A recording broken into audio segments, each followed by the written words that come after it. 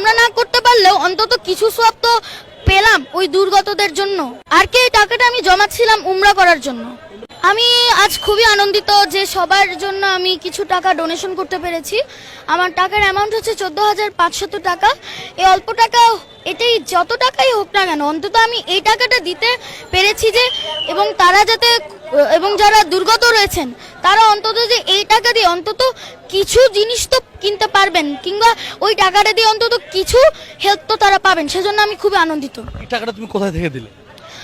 মূলত এই টাকাটা এটা আমার জমানো টাকা।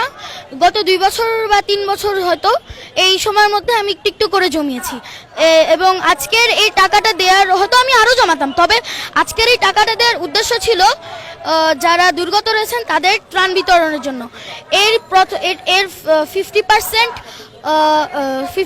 সব আমি আশা করি আমার পিতামাতার